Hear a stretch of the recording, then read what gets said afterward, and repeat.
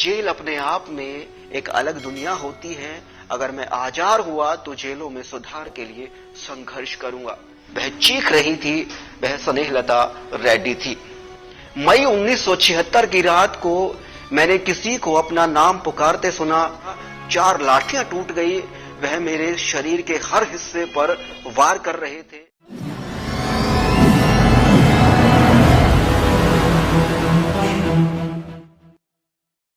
कहानी एक बड़े नेता के भाई पर हुए पुलिसिया जुल्मों की, कहानी मीसा की, कहानी पुलिस की जातियों की और कहानी उन पुलिसिया तरीकों की जो आजादी के बाद भी आजमाए गए या कह सकते हैं आज भी आजमाए जाते हैं। नमस्ते, मेरा नाम है राहुल आर्य। आप देख रहे हैं रेबल रिपोर्टर और सिटी तहलका की सियासी स्टोरी। लगातार यह शिकायतें आ रही थी कि लोगों को बुरे तरीके से टॉर्चर किया जा रहा है। टॉर्चर करने के तरीके सुनकर आपकी रूह कांप उठेगी। कांटेदार हील वाले जूतों से नंगे बदन को कुचला जाता था। पैरों के तलवों पर लाठियां बरसाई जाती थी। घुटनों से लेकर पंजों तक हड्डी पर लाठी घुमाई जाती थी।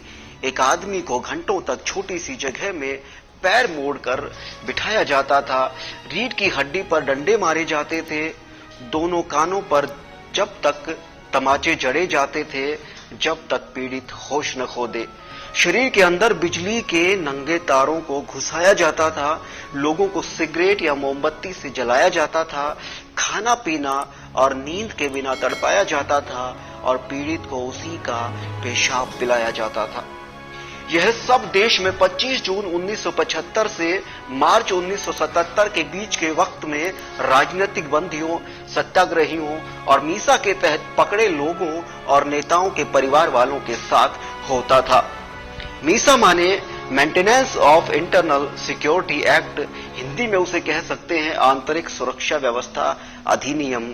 इसे 1971 में भारतीय संसद द्वारा पास किया गया था। 25 जून 1975 के बाद इसमें संशोधन किया गया और इसके तहत पकड़े गए लोगों के पास संविधान से प्राप्त अधिकार खत्म हो जाते थे। यह एक किस्म से 1919 में आए रोलेट एक्ट के समान ही था।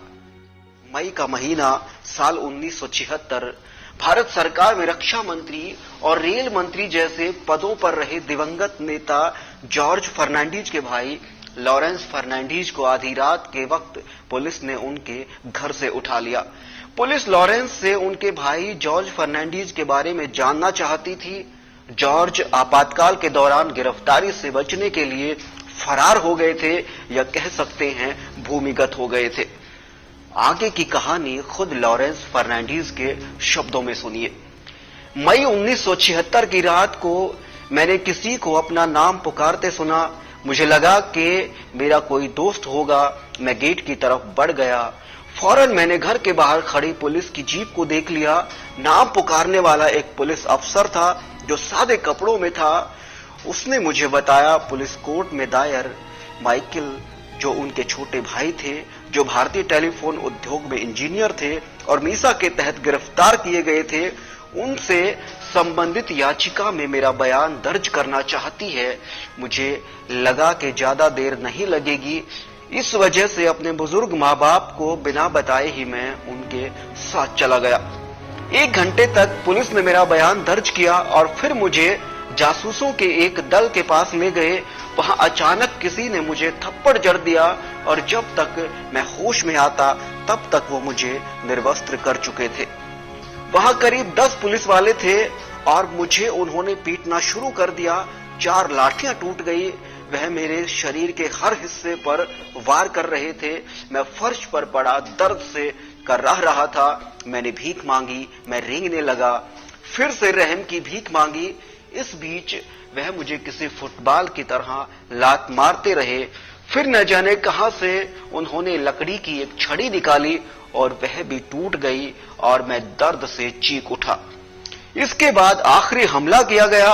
मैं फर्श पर पीठ के बल गिरा पड़ा था और उन सब ने मुझे बरगद के पेड़ की जड़ों से पीटना शुरू कर दिया। मैं अर्धमूर्छित और पूर्ण मूर्छित अवस्था के बीच झूलने लगा। सुबह के करीब 3 बजे प्यास से मेरी नींद खुल गई और मैंने पानी मांगा। मैं प्यास से मरा जा रहा था और मैंने जैसे ही पानी के लिए भीख मांगी, एक पुलिस अफसर ने पुलिस के जवान से कहा कि मेरे मुंह में पेशाब कर दे। मेरा दम जब लगभग घुटने वाला होता तब वह चम्मच में पानी भरकर मेरे होंठ गीले कर देते थे। वह जानना चाहते थे कि सितंबर 1975 में जॉर्ज और उनकी पत्नी लीला अपने बेटे के साथ बेंगलोर क्यों आए थे। वह यह भी जानना चाहते थे कि मैं लीला के साथ मद्रास क्यों गया था। मेरी हालत इतनी दयनीय हो चुकी थी कि उन्हें लगता था कि मैं किसी भी वक्त मर सकता हूं। एक अफसर ने पुलिस के जवानों से जीप तैयार करने को कहा। चलो इसे किसी चलती ट्रेन के आगे फेंक देते हैं और कहेंगे कि इसने खुदकुशी कर ली। मैंने उस अफसर को अपने लोगों से यह कहते सुना। अब मैं लाचार हो चुका था। मेरे शरीर के कई हिस्से टूट चुके थे और मेरी जांघों में भयंकर दर्द हो रहा था। मेरे पैर और हाथ सूज गए थे। मुझे जीप में डालकर मलेश्वर की ओर ले जाया गया। मुझे लगा वह अफसर अपनी धमकी के मुताबिक मुझे ट्रेन के आगे फेंक देगा। मैं उससे रहम की भीख मांगने लगा। निश्चित रूप से उन्होंने अपना इरादा बदल दिया था। मुझे अब फिर पुलिस लॉकअप में लाया गया। अगले दिन वह मुझे फिर से COD core of detective office ले गए। वहां पर मैंने एक औरत की आवाज सुनी। वह चीख रही थी। वह स्नेहलता रेड्डी थी। पुलिस ने किसी को मेरी मालिश के लिए बुलाया। उसने मेरे हाथ पैर पर तेल डाला, लेकिन जल्दी ही कह दिया कि वह मेरी हालत नहीं सुधार सकते। उसने अफसरों को सलाह दी कि मुझे अस्पताल ले जाएं, मगर उन्होंने ऐसा कुछ नहीं किया। अगले दिन मुझे एक होटल में लाया गया जहां यह बताना था कि जॉर्ज इस कमरे में ठहरे थे।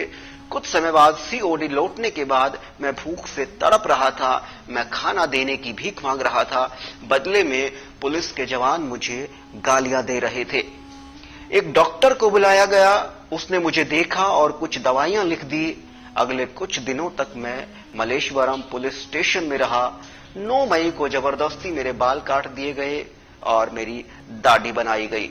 कुछ देर बाद सादी वर्दी में 2 पुलिस वाले आए और मुझे कार से बाहर ले गए। मैं टूट गया था। मैं रोने लगा था। उन्होंने मुझे कहा कि मेरे साथ जो कुछ हुआ है उसके जिम्मेदार वो लोग नहीं हैं और उन्हें यह जिम्मेदारी दी गई थी कि मेरी गिरफ्तारी चित्रदुर्ग में दिखाई जाए। लेकिन मुझे दावणगेरे ले जाया गया, जहां मुझे बताया गया कि मुझे एक मजिस्ट्रेट के सामने ले जाया जाएगा और मुझे उसे बताना होगा कि मुझे उसी दिन बस स्टैंड से गिरफ्तार किया गया है। फिर मुझे एक छोटे से कमरे में डाल दिया गया जहां खटमल और तिलचट्टे थे। 2 स्थानीय इंस्पेक्टर आए और कहा कि अगर मैंने पुलिस के टॉर्चर के बारे में कुछ भी कहा तो मेरे पूरे परिवार को मार डाला जाएगा। वह मुझे मजिस्ट्रेट के घर ले जा रहे थे, लेकिन अचानक उन्होंने इरादा बदला और मुझे पुलिस स्टेशन की कोठरी में लाकर डाल दिया। बाद में मजिस्ट्रेट के कोर्ट ले जाया गया। मुझे नंगे पैर चलाया गया। मेरे पैर फूलकर सामान्य से 2 गुने हो गए थे। मजिस्ट्रेट ने मुझसे पूछा कि मुझे कब गिरफ्तार किया गया था। मैं हकलाने लगा और अफसरों ने जो तारीख और समय बताया था मैं उसे भूल गया। फिर मजिस्ट्रेट ने खुद ही पूछ लिया कि क्या तुम्हें कल बस स्टैंड से गिरफ्तार किया गया था। मैं चुप रहा और मजिस्ट्रेट ने मुझे 20 मई तक पुलिस हिरासत में भेज दिया। मुझे अस्पताल ले जाया गया। डॉक्टरों ने मेरी हालत देखकर कहा कि मेरा एक्सरे किया जाएगा, मगर पुलिस ने उसकी इजाजत नहीं दी और मुझे फिर पुलिस स्टेशन लाया गया। अगले दिन मुझे दूसरे अस्पताल ले जाया गया जहां डॉक्टरों ने सरसरी तौर पर मुझे देखा और मेरे साथ बुरा बर्ताव किया। मुझे फिर से मलेश्वरम लाया गया जहां उन्होंने मुझे दवा देना शुरू किया। इसका नतीजा ये हुआ कि मुझे पेचिश हो गई और मैं 3 दिन तक बीमार रहा। पुलिस इस बात को लेकर परेशान थी कि मैं 20 तारीख तक ठीक हो जाऊं, जब मुझे फिर से मजिस्ट्रेट के सामने पेश किया जाना था। अगले दिन मुझे मजिस्ट्रेट के सामने पेश किया गया। मैंने मजिस्ट्रेट को पुलिस के टॉर्चर के बारे में सब कुछ बताया। मजिस्ट्रेट ने कहा तुम्हारी शिकायत लिख ली गई है और मुझे सीधा सेंट्रल जेल लाया गया। जीप को उस अंधेरी कोठरी तक ले जाया गया जिसमें मुझे रखना था। उन्होंने मेरे कपड़े उतार दिए। उस मनहूस कोठरी में मुझे डाल दिया।